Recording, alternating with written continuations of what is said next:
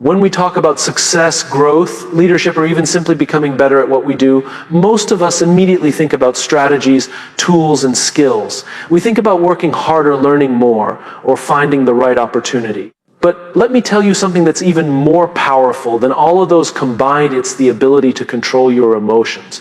Because the truth is, people don't act on data, they act on how they feel about data. People don't follow instructions, they follow inspiration. And inspiration is always emotional. Think about the last time you made a big decision, whether it was personal or professional. Did you sit down, make a spreadsheet of pros and cons, analyze the percentages, and then pick the option with the highest probability of success? Probably not. Maybe you justified your decision later with logic, but the choice itself came from an emotional place. It came from fear, from hope, from excitement, or from a gut feeling. That's because human beings are not logical creatures that occasionally feel emotions. We are emotional creatures that occasionally try to justify our feelings with logic. That's why controlling your emotions isn't about becoming cold, robotic, or detached. It's about acknowledging the power emotions already have in your life and deciding not to let them run wild. It's about being the master of your emotions, not their servant. Because when you master them, you can direct them towards outcomes that serve you and the people around you. I'll give you an example. Imagine a leader walking into a room where the team has just suffered a major failure. Everyone feels defeated. The atmosphere is heavy. People's heads are down. The energy is low. Now, that leader has a choice. If they allow frustration, disappointment, and anger to take control, they might lash out. They might blame, criticize, or lose their temper. What happens next? The team feels even more defeated. Trust is broken. People pull away. But if that leader takes a moment, acknowledges their own emotions, and chooses a different state, if they enter with calm, optimism, and determination, they can shift the entire atmosphere. Instead of anger, they bring encouragement. Instead of blame, they bring accountability and focus. Suddenly, the team feels a sense of hope. They rise. They start to see possibility again. The only thing that changed was the leader's emotional control. The facts didn't change. The failure still happened, but the emotional response changed the meaning of the failure, and therefore it changed the outcome. That's the power of controlling your emotions. You influence not just yourself, but everyone connected to you. Now, let's take this idea deeper. When you feel stressed, when you feel pressured, when something unexpected happens, your brain immediately goes into survival mode. It floods your body with adrenaline and cortisol. Your heart beats faster. Your mind races, your breathing shortens. This is a natural response. It's how our ancestors survived danger. But here's the problem in the modern world. Most of the things we face are not life or death situations. They are emails, deadlines, arguments, traffic, setbacks, disappointments. Yet our body reacts the same way as if we were running from a lion. And when you make decisions in that state, when your emotions are controlling you, you don't think long term. You don't think clearly. You react. And most of the time, those reactions lead to regrets. We snap at someone we love. We send an email we wish we could take back. We make a decision to quit when we should have stayed. Or we stay when we should have left. Controlling your emotions doesn't mean shutting them off. It means recognizing what's happening inside you and creating space between the stimulus and your response. It's the ability to feel the frustration, feel the fear, feel the anger, but not let those emotions dictate the action. Because when you pause, even for a moment, you shift from reaction to response. And in that space, you regain control of the outcome. I once met someone who worked in emergency medicine. They told me something fascinating. When chaos erupts, when lives are on the line, when every second matters, the person who panics first is rarely the least skilled. It's often the most knowledgeable person who loses themselves to emotion. Why? Because they're overwhelmed by the weight of responsibility. But the ones who excel in those environments, the ones who save lives, are not the ones who know the most facts. They're the ones who stay calm, control their emotions, and focus on what matters most in that moment. Their calmness gives clarity to others. Their emotional control literally saves lives. That applies to us too, even if we're not saving lives in an emergency room. In business, in relationships, in personal growth, our ability to control emotions under pressure determines the trajectory of our lives. Think about it. How many opportunities are lost because someone let fear stop them? How many relationships are broken because anger wasn't controlled? How many dreams are abandoned because frustration convinced someone to quit too early? Here's the part that often surprises people. Controlling your emotions doesn't happen in the moment of crisis. It's trained long before. It's a daily practice. Just like athletes don't train during the game, emotional mastery is built in the small, quiet moments of everyday life. It's built when you choose patience instead of snapping at the barista for being slow. It's built when you pause before responding to criticism online. It's built when you take a breath before reacting to a disappointing outcome. Every time you do this, you're building the muscle of emotional control. So when the big moments come, you don't fall apart. You rise. Another thing we need to understand is that emotions are contagious. If you walk into a room full of anxious people, you'll start to feel anxious too. If you surround yourself with people who are constantly angry or bitter, you'll start to carry that same energy. But the opposite is also true. One person with calm confidence can shift the atmosphere of an entire room. One person with optimism can spark hope in others. And the one who controls their emotions becomes that person. They become a thermostat, not a thermometer. They don't just reflect the temperature of the environment, they set it. So when I say controlling your emotions controls your results, it's not just about personal success, it's about the ripple effect. Your ability to remain calm, optimistic, and focused doesn't just help you make better decisions, it inspires the people around you to do the same. It creates trust, and trust is the foundation of all meaningful relationships, whether in business, in leadership, or in life. The truth is, we cannot stop emotions from arising. Fear will come, anger will come, frustration will come. What matters is whether we let them drive the car or we keep them in the passenger seat. You can acknowledge them without handing them the steering wheel. Because if fear is driving, you will always play small. If anger is driving, you will always burn bridges. If frustration is driving, you will always quit too soon. But if you are driving, if you are in control, those emotions can serve you. Fear can become awareness. Anger can become passion for justice. Frustration can become fuel for innovation. Control your emotions and you control your story. You decide whether you are reactive or intentional, whether you are led by chaos or guided by clarity. And that decision, the decision to master your inner world, will determine every result you produce in the outer world. So the next time you're about to react, pause. The next time you feel overwhelmed, breathe. The next time fear tells you not to try, smile and take a step forward anyway. Because your emotions may try to control you, but they only succeed if you let them. And when you learn to control your emotions, you'll find something remarkable. The results you've been chasing begin to follow. There's a phrase I've always believed in. The difference between average and exceptional is found in the space between what happens to you and how you choose to respond. That space, though often small, is where your entire future is shaped. Most of us don't think about that gap because we live in reaction. Something happens and we immediately fire back. Someone cuts us off in traffic and we honk or yell. A colleague criticizes our work and we defend ourselves with sharp words. A setback appears and we immediately label it as failure. It's automatic, it's instinctive, and most of the time it's destructive. What we don't realize is that greatness lives in that pause. Control lives in that pause. Leadership lives in that pause. The ability to stop, breathe, and choose how to respond instead of reacting impulsively is what separates those who are victims of circumstance from those who rise above it. When you look back on your life, some of your biggest regrets probably came from moments where you didn't pause. You spoke when silence would have been wiser. You acted when patience would have been better. You quit when persistence would have paid off. And when we reflect, we often say, I wish I had taken a moment. I wish I had thought it through. That's the gap I'm talking about, the space between reaction and response. Imagine this scenario. Two people experience the exact same setback. A project fails. One person reacts instantly, overwhelmed with frustration, blaming everyone around them, declaring the situation hopeless. The other person takes a breath, allows the frustration to pass through, and then calmly asks, what can we learn from this? How do we move forward? Same event, completely different outcomes. One digs a hole deeper, the other builds a ladder upward. The difference wasn't in the circumstances, it was in the choice made in that small but powerful gap. I remember hearing about a soldier who had returned from deployment overseas. He talked about how in combat, emotions can't be allowed to run wild. Fear, anger, panic, they come like a flood. But he explained something profound. The first impulse will get you killed. The second thought saves your life.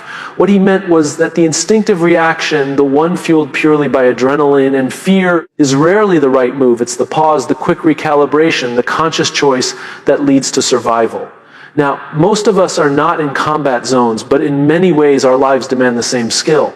Because we face moments every day where the first impulse might destroy trust, break a relationship, or derail an opportunity.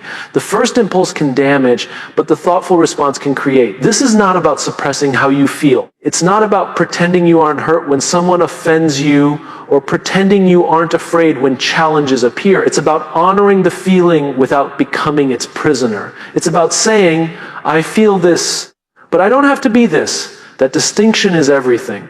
Because the moment you let your emotions define you, you give up control. You become a puppet pulled by the strings of circumstance.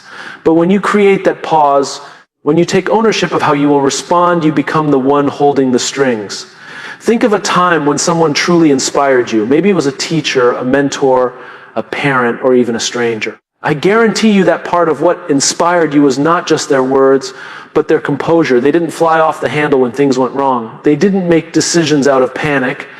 They modeled restraint, patience, and calm strength. And in doing so, they gave you a sense of stability. That's the gift of choosing a response over a reaction. It doesn't just affect you, it gives strength to those around you. The world often tells us that strength is about aggression, dominance, or immediate action. But true strength is restraint. True strength is patience. It's the quiet confidence to say, I don't have to let this moment control me. I will control how I show up in this moment. That's not weakness. That's mastery. I once knew an entrepreneur who lost nearly everything in a sudden financial downturn. His business collapsed almost overnight. Many of his peers reacted with anger, denial, or desperation. Some lashed out, others gave up. But he did something remarkable. He went for a walk. He allowed himself to feel the devastation, but he didn't immediately act. He waited until the storm inside him quieted down. And then he asked himself one simple question. What's still in my control? That question became the seed of his comeback. Within a few years, he had rebuilt stronger and wiser. When I asked him how he managed to respond with such composure, he smiled and said, I just didn't react. And when you don't react, the right response eventually becomes clear. Think about that. Sometimes the wisest thing you can do is nothing at all, at least not right away. Sometimes the best move is to wait, to breathe, to let your emotions settle before deciding what to do. Because when the water is turbulent, you can't see clearly to the bottom. But when you let the water still, clarity appears. The pause creates that clarity. Now, let's be honest, this isn't easy. Our world celebrates speed. We're told to respond to messages instantly, to solve problems quickly, to keep moving at all costs. But reacting fast is not the same as acting wisely. If you respond to everything at the speed of emotion, you will live in chaos. But if you cultivate the discipline of pause, of patience, you create a life of intentionality. You stop being pulled by circumstances, and instead, you start directing them. And here's the irony when you practice this kind of restraint. People start to trust you more. Why? Because they know you won't lose control when things get tough. They know you won't overreact to small issues. They know you won't make reckless decisions under pressure. That kind of trust is priceless. It's what makes people want to follow you, work with you, and believe in you. One of the most powerful examples of this can be seen in negotiations. The person who speaks first, driven by impatience or fear, often loses. But the one who can sit in silence, who can control their emotions, who can wait for the right moment to speak, they're the ones who gain respect and often come out with the better outcome. That's not manipulation, it's discipline. It's the recognition that reaction is weakness, but response is strength. The same principle applies in our personal lives. How many arguments in families, marriages, and friendships escalate because someone reacts instantly in anger? Words are spoken that can't be unsaid. Bridges are burned that take years to rebuild. But imagine if in those moments someone paused, took a breath, and responded differently. Instead of anger, they chose curiosity. Why did you say that? What do you mean by that? Instead of defensiveness, they chose vulnerability. That hurt me. Can we talk about it? That's how conflicts turn into deeper connections. That's how relationships grow instead of crumble. The pause is not weakness, it is wisdom. And it's available to every one of us. You don't need to be a CEO, a soldier, or a guru to practice it. You just need awareness. You need to notice that gap between reaction and response. And you need to decide that your future is worth the discipline of restraint. Over time, the pause becomes habit. It becomes your natural way of living. And when that happens, life changes. You stop being at the mercy of your impulses, and you start shaping your life with intention. You stop saying things you regret. You stop making decisions you wish you could undo. You start building trust, creating stability, and producing results that last. The events of your life will always be unpredictable. People will disappoint you, challenges will come, failures will happen. You can't control that. But you can control the space between what happens and what you do next. And that space, that pause, is where your results are born. So the next time life throws something at you, don't rush to react. Don't let anger, fear, or frustration take the wheel. Instead, pause, breathe, create space, and then choose a response that reflects the person you want to be, not just the emotion you happen to feel. Because in that space, you hold your future. In that space, you decide your results. Every one of us carries energy into the spaces we walk into. It doesn't matter whether we're aware of it or not. It's always there. The way we feel, the way we speak, the way we move, it all creates an atmosphere around us. And here's the thing, people don't just notice it, they absorb it. Energy is contagious. It spreads faster than words, faster than actions, faster than logic. Which means if you want to influence people, if you want to lead them, if you want to achieve results that matter, you don't start with strategies or instructions, you start with your emotional state. Think of it this way: when you enter a room, you either lift it or you lower it. You're never neutral. If you walk in with stress, anxiety, or frustration, others will feel it instantly. Even if you don't say a word, they'll pick it up from your tone, your posture, your face. But if you walk in with calm, focus, and optimism, people feel safer, they trust more, they rise with you. That's what it means to multiply your energy. You take control of your emotions so that they don't just serve you, but they serve everyone around you. I once spoke with a teacher who told me about her very first year in the classroom. She said she struggled at first because whenever the students misbehaved, she reacted out of frustration. She raised her voice, she got angry, and the class spiraled even more out of control.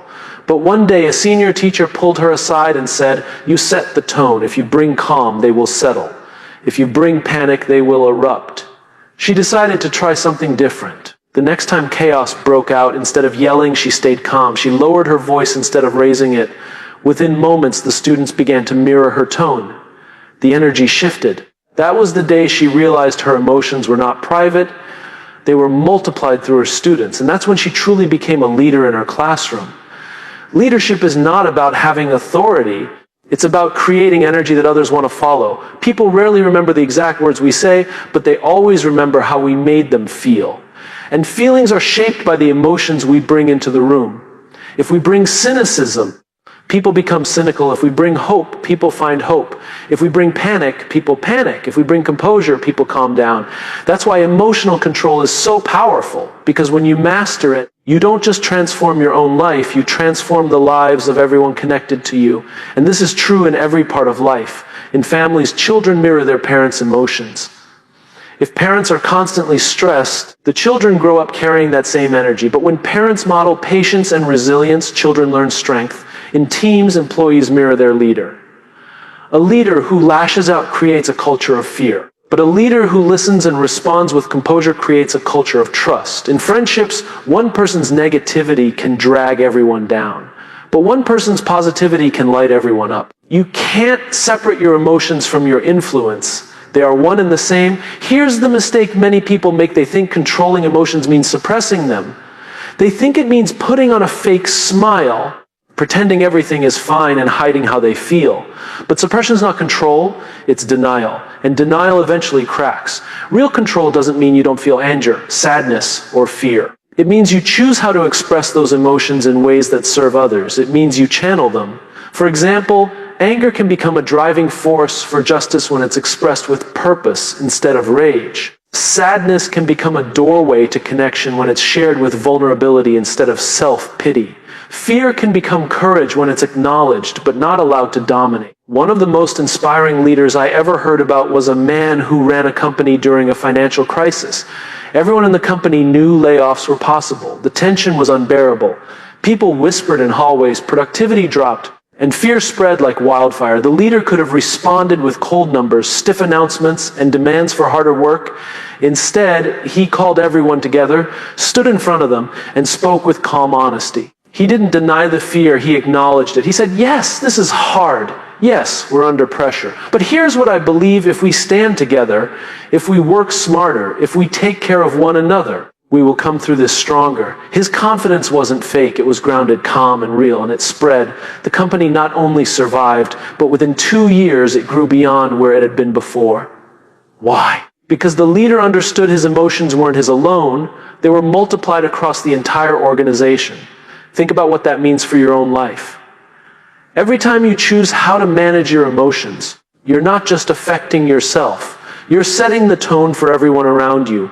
If you wake up in the morning and decide to dwell on everything that's wrong, you're not the only one who pays the price. The people you live with, work with, and interact with will feel it too.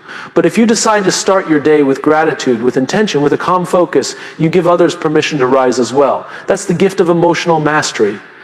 It multiplies. And here's something powerful: people are not inspired by perfection, they're inspired by presence. You don't have to be flawless to multiply energy, you just have to be authentic and intentional. Think of the times you've been around someone who radiated calm confidence even in the middle of chaos. They didn't pretend the chaos wasn't there. They didn't hide their emotions.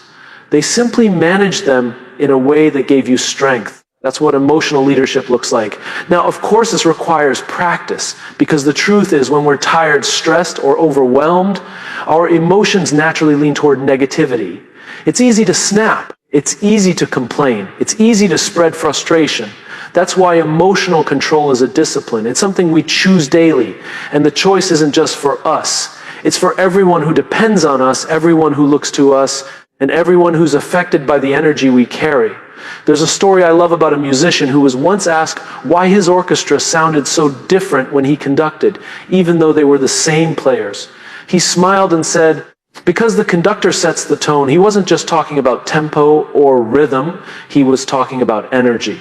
When he stood on the podium, his presence, his emotion, his intention flowed through every member of that orchestra.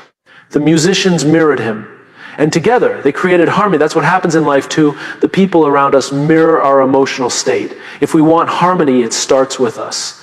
So if you want to multiply the best kind of energy, ask yourself, what are you bringing into the room?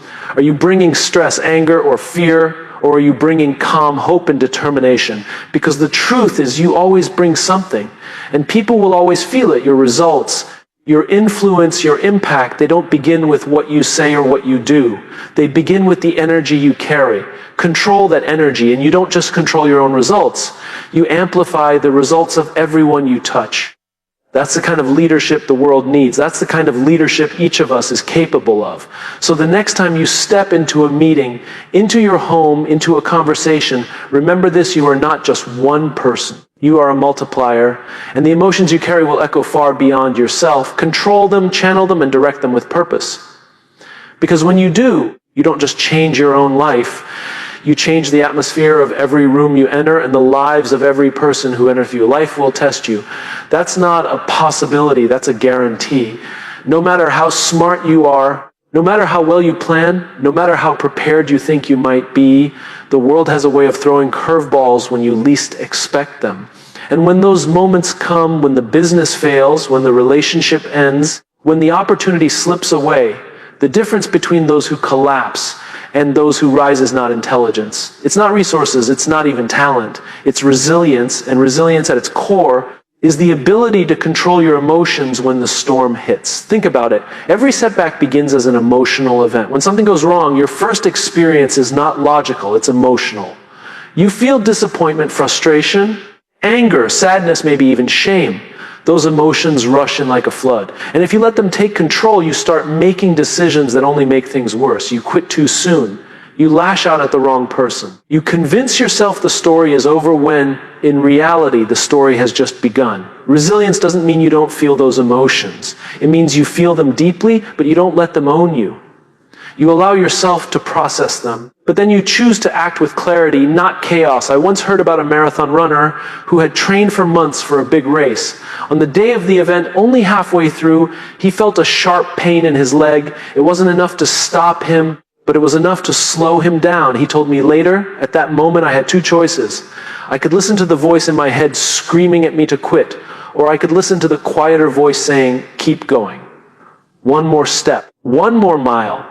He finished the race not with the time he had hoped for, but with a lesson that would serve him for life. He said, "I realized resilience is not about winning easily. It's about not giving in to the emotions that tell you to stop. The world is not broken by challenges, it is broken by our inability to handle them. It's not the obstacle itself that destroys us, but the way we react to it emotionally. When we panic, when we despair, when we surrender to hopelessness, we turn setbacks into permanent defeat. But when we control our emotions, we can reframe the setback. Instead of asking, why me? We start asking, what now? Instead of seeing a dead end, we begin to see a detour. That shift in emotional control transforms defeat into resilience. Let's take an example from business history. In the early days of his company, a young entrepreneur faced failure after failure. Products flopped, investors pulled out, critics laughed. Most people in his position would have given up, overwhelmed by embarrassment and frustration. But he didn't. He chose to manage his emotions, to stay calm in the storm, and to look at every failure as data instead of disaster. Each setback was a lesson, not a death sentence. Today, that company is one of the most recognized in the world. The resilience that made it possible didn't come from avoiding failure. It came from controlling the emotional chaos that failure created. And this is true not just for entrepreneurs or athletes, but for all of us. Every one of us faces moments that test our strength. Maybe it's a personal loss, maybe it's rejection. Maybe it's a dream that didn't turn out the way we hoped. The temptation in those moments is to let emotions convince us the story is over. But resilience reminds us the story isn't finished, it's only being rewritten. Emotional control is the pen in your hand that allows you to write the next chapter instead of letting circumstances write it for you. I met someone once who had gone through a devastating personal loss. I asked them how they managed to keep moving forward, and their answer was simple. I gave myself permission to grieve, but I didn't give myself permission to stop living. That's emotional control. It doesn't mean ignoring your pain. It means honoring it, but not letting it define you. It means acknowledging, yes, this hurts. Yes, this is hard. But this is not the end. That's resilience in its purest form. The beautiful thing about resilience is that it grows stronger the more you use it. Just like a muscle, it's built through resistance. Every time you face a challenge and choose to manage your emotions instead of letting them manage you, you're building resilience. The next time a storm comes, you'll find yourself stronger, calmer, more grounded. You'll realize that what used to break you no longer has the same power over you. This is why the people who inspire us most are not the ones who had it easy. They're the ones who faced unimaginable challenges and didn't let those challenges destroy them. They're the ones who turned pain into wisdom, who turned failure into growth, who turned loss into perspective. What inspires us about them isn't that they avoided suffering. It's that they controlled their emotions in the midst of suffering. And in doing so, they showed us what resilience looks like. There's a saying that smooth seas never made skilled sailors. It's in the storm where the sailor learns to steer. The same is true for us. You don't learn resilience when everything is going your way. You learn it when nothing is going your way, and you still find a way to keep going. And the way you do that is by controlling the emotions that tell you to give up.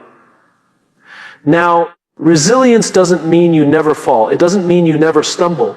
It doesn't mean you never feel broken. It simply means you refuse to stay down. It means that every time you fall, you control the emotions that whisper, stay down, and you choose the ones that say, rise again. That choice, repeated over and over, is what builds a resilient life. And here's the most important part. Resilience is not just about surviving for yourself. It's about giving hope to others. When you remain calm in crisis, when you keep moving forward despite setbacks, you give people around you permission to do the same. You become an anchor for them. Your emotional control becomes a source of stability for others who may not yet have found their own.